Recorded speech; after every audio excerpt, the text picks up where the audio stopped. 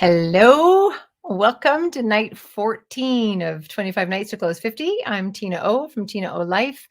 I'm a storyteller, a story keeper, and a story holder. I'm a listener, basically. When I first figured that out, I remember talking to one of my mentors, Chris Durkee. I said, people will pay me to listen to them? And he's like, yeah.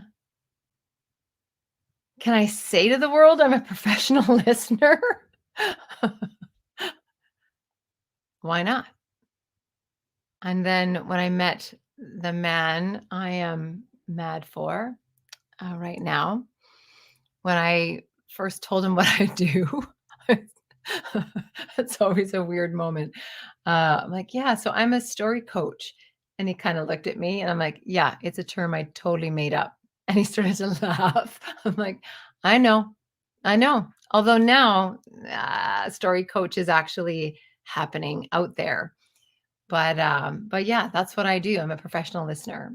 When I first started, this term kind of came up that I would use, and it was like I got in the room with you. It was like that. It was like I knew I was doing. I just had to look at my mic and make sure it was on. I knew that whatever that innate gifting is that I have, that I knew I was in it when I would feel like I was in the room. And I remember working with this one particular client in very early days who really was very trepidatious about working with me and probably other people. And that was a day where there were tears and there was drawing and lots of in, out, in, out, in, out. And I want to be really clear, I'm not a therapist. This isn't about healing. Not that that doesn't happen. It's just not what I do. Like that's not a modality for me. I'm not a healer. It's not about fixing people. Partly, I think, because in the work that I do, the way that I hear people is I hear them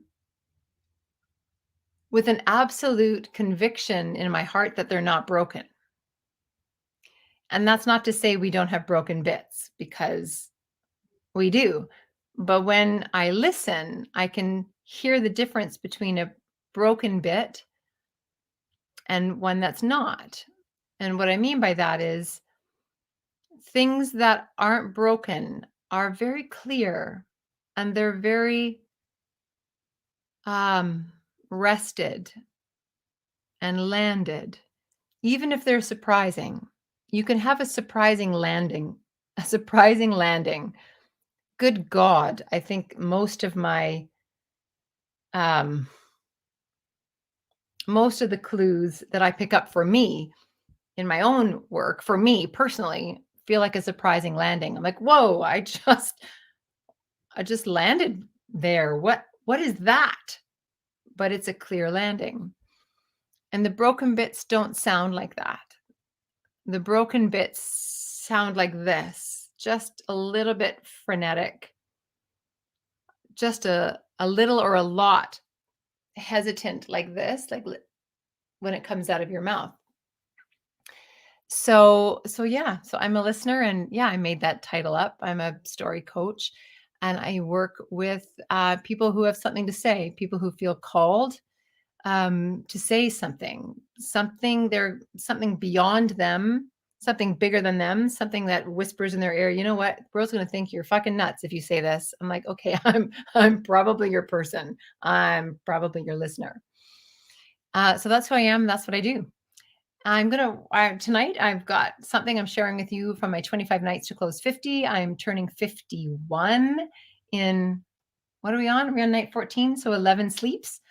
And I really made 50 a year of listening for myself. So these are kind of 25 insights, I guess, if you will.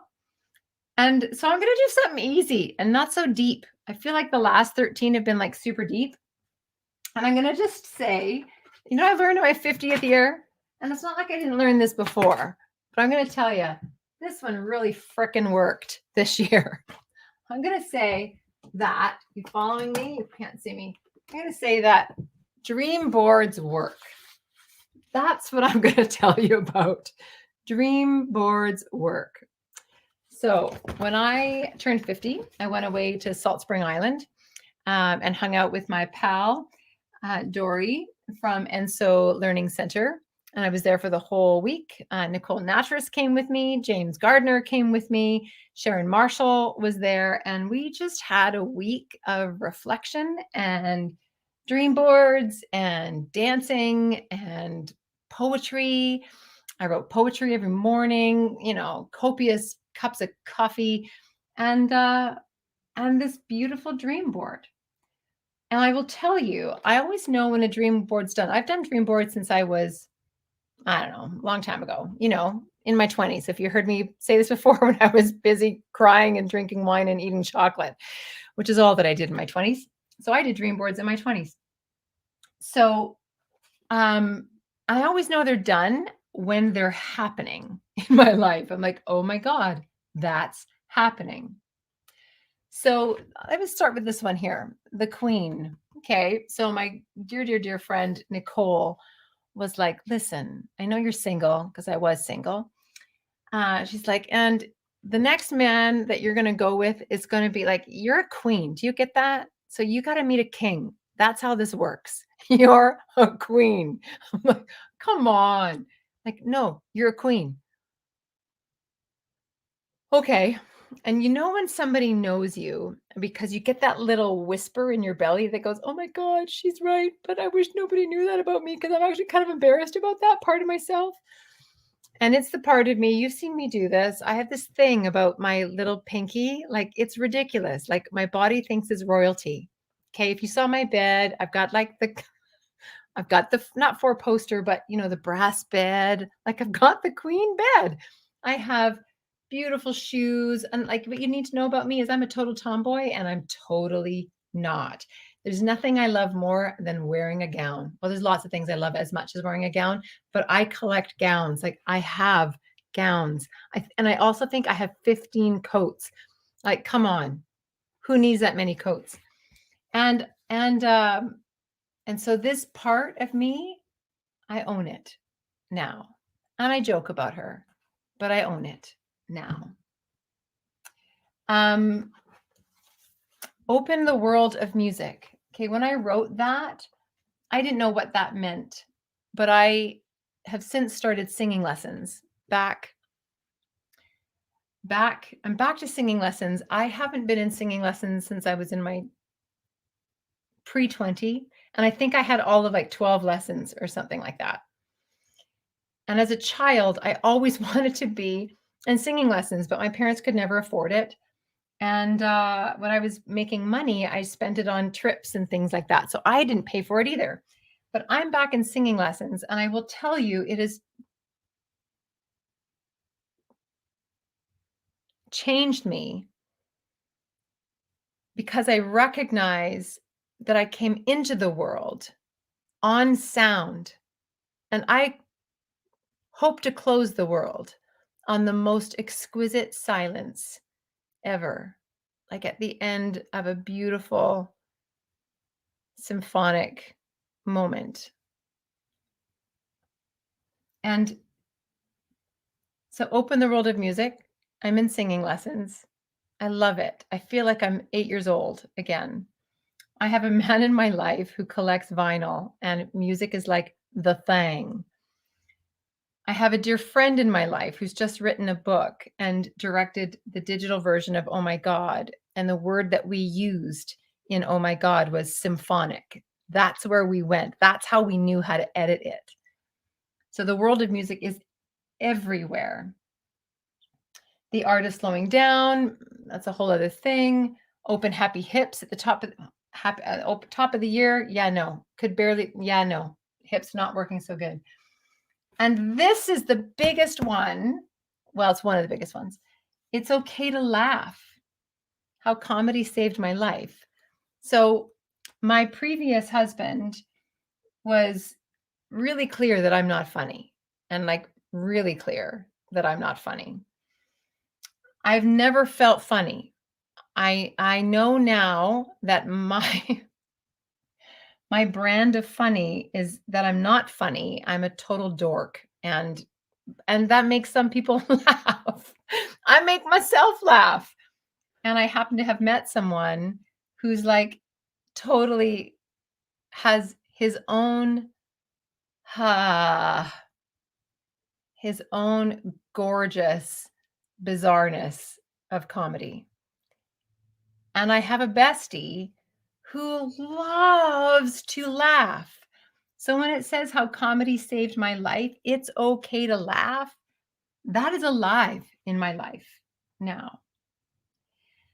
Now, there's still things to be finished. There's getting my book published is still yet to be finished. She is here. This is the storyteller, and I don't think she's a storyteller. She's a singer. It's not Bonnie Raitt. It's not Bonnie Raitt, is it? Don't know. But that's like totally me at the mic. Come on. Am I boring you? I'm talking about me a lot. Sorry. I'm trying to say, make a frickin' dream board, okay? Because this shit happens. There's a lot of sexual energy in here, which has more to do with eros than it has to do with sex. It has everything to do with creation and awakening and fullness and just on the edge of letting go and then letting go. And I'm happy to say that is very much alive in all of the work that I do and in my life. And the other side of my dream board, because there are two sides, was all and is all about my little cabin by the sea where I live. It's still something that's informing me about how it wants to be. But I absolutely have those pieces in my morning and my night. And look at that, they were loved. That's what it means to me to be in my home, that people feel loved here and that I feel loved here. So my big easy one, the Big Easy. Oh, that's quite the flick, actually. The Big Easy, not this. Is make a dream board. Put it up. Invest in it when you make it. Care about what you're putting on the page. Take a risk with what you're putting on the page. Risk. Show your heart to you. Show your heart to the page.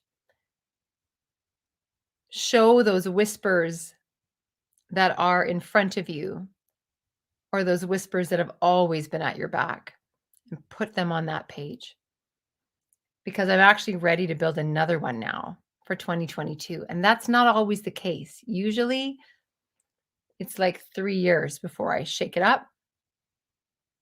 So 50 was a pretty damn banner year.